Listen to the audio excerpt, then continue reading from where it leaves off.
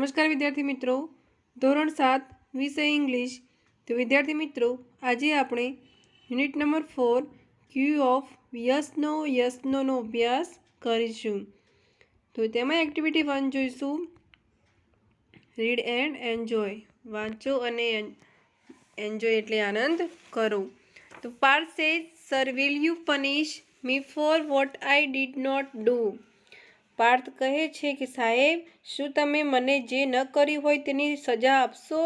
Teacher says, no of course not. એટલે શિક્ષક શું કહે છે કે ના, બિલકુલ નહીં. Partha says, I have not done my homework today. Partha શું કહે છે કે આજે મારું હોમવર્ક મેં પૂરું કર્યું નથી. તો હવે તેના આપણે પ્રશ્નો જોઈશું. Did Partha do his homework. શું પાર્થે તેનું હોમવર્ક પૂરું કર્યું છે? તો શું આવશે? No, Parth did not do his homework. Number 2, will the teacher punish Parth. ટીચરે પાર્થને શિક્ષા કરી. તો શું આવશે? Yes, the teacher will punish Parth. Number 3, teacher will punish Parth because. ટીચરે પાર્થને શિક્ષા કરી કારણ કે he has not done his homework. કારણ કે તેને પોતાનું હોમવર્ક પૂરું કર્યું ન હતું, તેથી ટીચરે તેને શિક્ષા કરી. હવે આપણે જોઈશું બીજો dialogue. Tushar says, Jigar, your father was black a few months ago but not he is looking very fair. શું કહે છે કે જીગર, થોડા મહિના પહેલાં તારા પિતા કાળા હતા પણ હવે તેઓ ખૂબ જ ગોરા દેખાય છે. જીગર, યસ યુ આર રાઇટ. જીગર કહે છે કે હા, તારી વાત સાચી છે. Tushar says, does he apply fairness cream. કે તેમને ગોરા થવાનું કંઈ ક્રીમ લગાડે છે? જીગર સેઝ, નો હી ડઝન્ટ. ના, તેઓ લગાડતા નથી. Tushar says, did he consult a beautician. Tushar કહે છે કે શું તેમણે કોઈ સૌંદર્ય તજજ્ઞની સલાહ લીધી છે? જીગર says, see before 2 months he is working is an oil mill and now he is working in a flour mill. શું કહે છે કે તેમને 2 મહિના પહેલાં તેઓ તેલની મિલમાં કામ કરતા હતા અને હવે તેઓ આટા મિલમાં કામ કરે છે, એટલે વાઈટ દેખાય છે. તો હવે આપણે તેના પ્રશ્નો જોઈશું. Did Jigar father apply a face cream. જીગરના પપ્પાએ મોઢા પર કઈ ક્રીમ વાપરી હતી? તો શું આવશે? No, Jigar's father did not apply a face cream. Number 2, did Jigar father consult a beautician. જીગરના પપ્પાએ કોઈ તજજ્ઞને બતાવ્યું હતું? તો શું આવશે? No, Jigar father did not consult a beautician. Number 3, did Jigar father work in a coal mine. તો શું આવશે? No, Jigar father did not work in a coal mine. હવે આપણે થર્ડ સ્ટાન્જા જોઈશું. Teacher says, why are you late today. ટીચરે વિદ્યાર્થી ચિંટુને કહ્યું કે આજે તું કેમ મોડો આવ્યો છે? Chintu says, sir I got up a bit late today. કે આજે મને ઉઠવામાં ખૂબ જ મોડું થઈ ગયું. I was in a hurry. હું ઉતાવળમાં હતો. I press the toothpaste very hard. અને હું ટૂથપેસ્ટ ખૂબ જોરથી દબાવી. And the whole paste come out. અને બધું જ પેસ્ટ બહાર આવી ગયું. I tried very hard to put paste back into the tub. મેં પેસ્ટ ટ્યુબમાં પાછી નાખવાનો ખૂબ પ્રયત્ન કર્યો. I tried for more than 1 hour. પરંતુ શું થયું?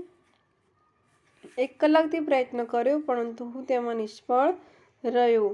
Than I started for school so I reach late. તેથી હું શાળાએ આવ્યા નીકળ્યો, તેથી હું મોડો પહોંચ્યો. તો હવે જોઈશું, did Chintu get up on time. તો શું આવશે? No, Chintu did not get up on time.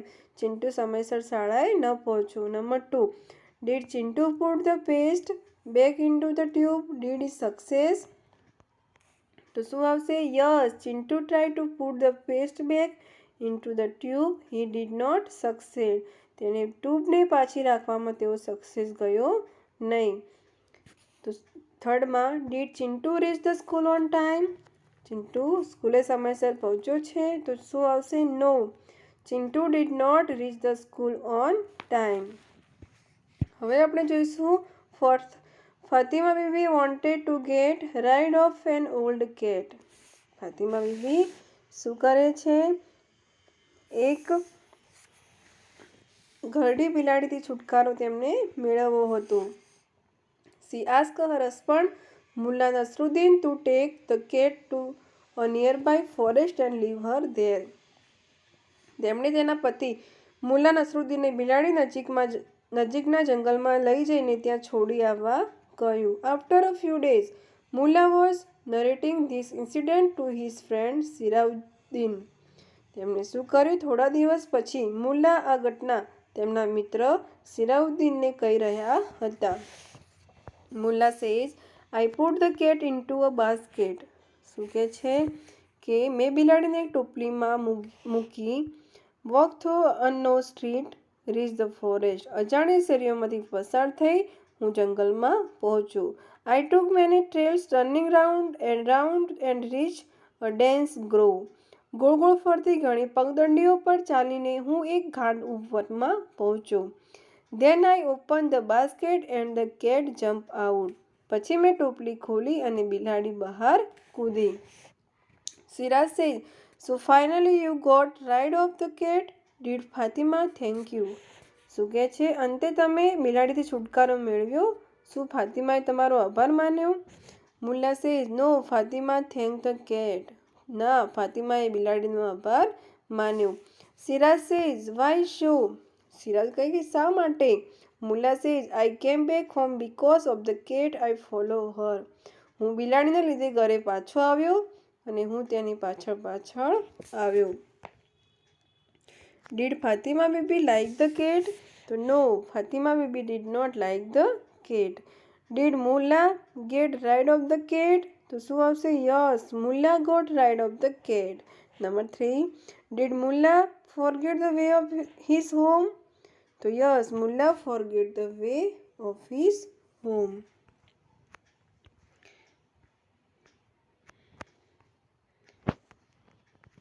હવે આપણે જોઈશું activity number 3. Read the dialogue. આપણે એક્ટિવિટી 3નો અભ્યાસ કરીશું. એક્ટિવિટી 3માં છે Moin Khan is a soldier in the Indian army. Moin Khan શું છે? મોઇન ખાન એક ભારતીય સેનામાં એક સૈનિક છે.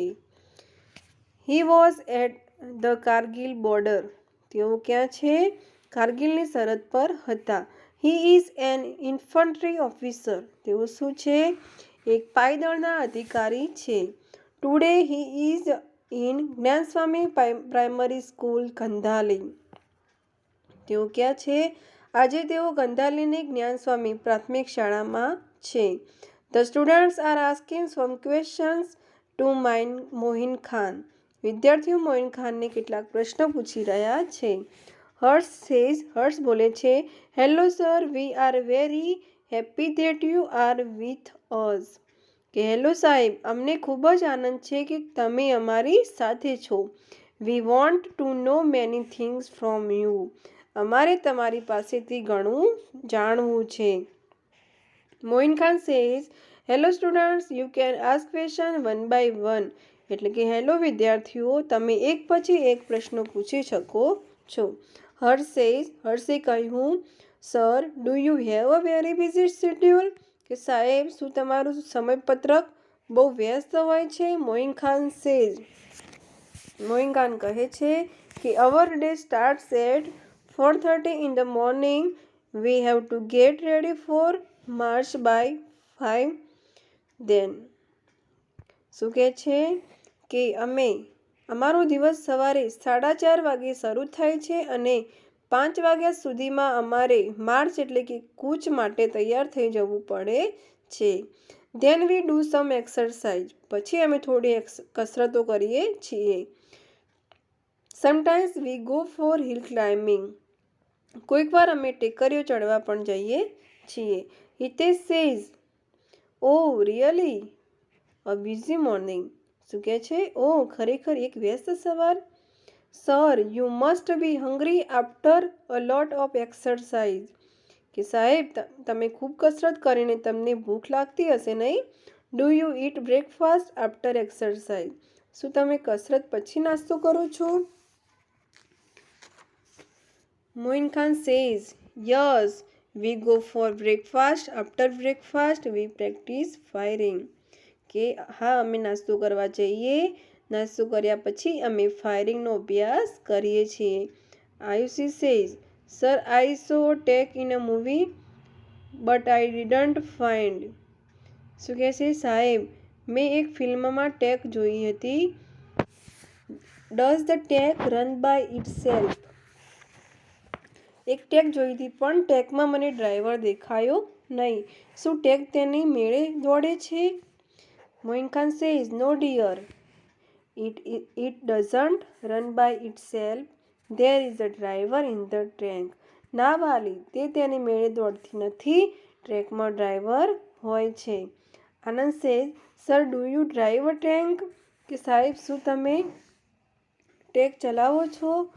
Moin Khan says no I don't. There are some soldiers for that.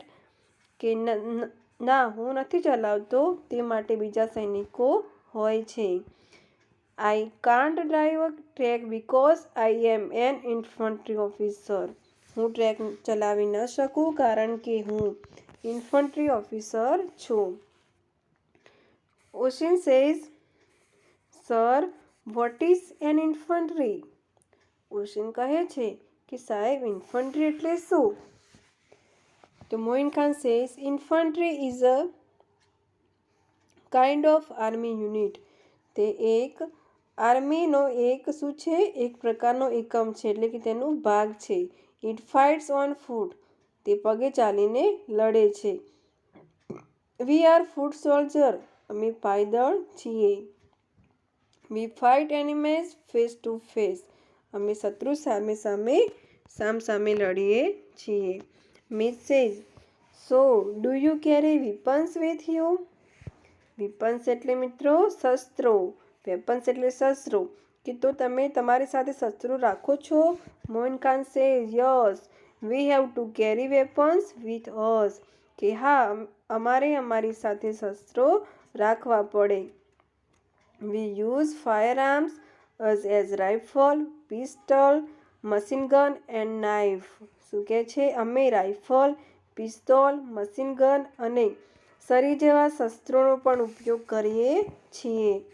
V have to carry 50 kg of load with us. કે અમારે 50 કિલો જેટલું વજન સાથે રાખવું પડે. Nirmal says sir do you have your family? કે સાહેબ શું તમારું કુટુંબ છે? Moin Khan says yes I have my wife name is Sabira. I have 2 children. Their names are Afzal and આરફીન.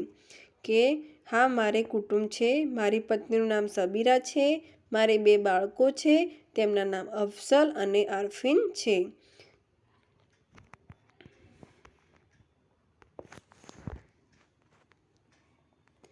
Janvi says does your wife come to meet you there? Janvi કહે છે કે શું તમારી પત્ની તમને ત્યાં મળવા આવે છે? Moin Khan says no she can't come. કે ના તે આવી શકે નહીં. શી રાઇટ્સ લેટર ટુ મી.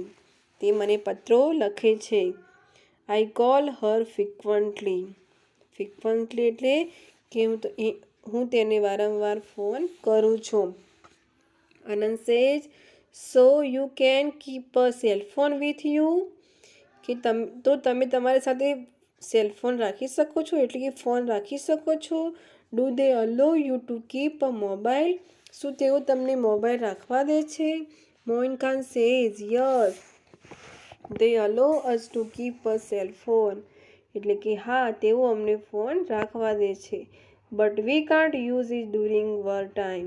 પરંતુ અમને યુદ્ધ દરમિયાન તેનો ઉપયોગ ન કરી શકીએ. There are some security reason for that. આમ કરવા માટે અમુક સુરક્ષાના કારણો છે. હર્ષ says do you miss your wife and children? કે શું તમને તમારી પત્ની અને બાળકોની ખોટ ચાલે છે? Moin Khan says yes I miss them.